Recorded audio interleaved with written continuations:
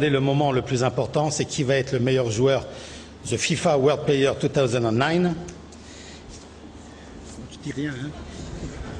Monsieur le Président de la FIFA et chers amis du football, the FIFA World Player 2009 is Niklas Bendtner.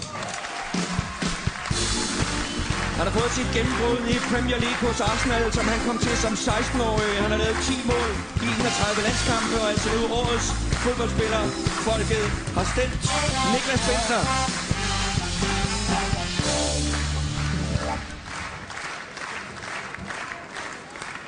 Tusind tak skal I alle sammen have. Det er en stor ære at vinde den her pris, og det betyder utrolig meget for mig.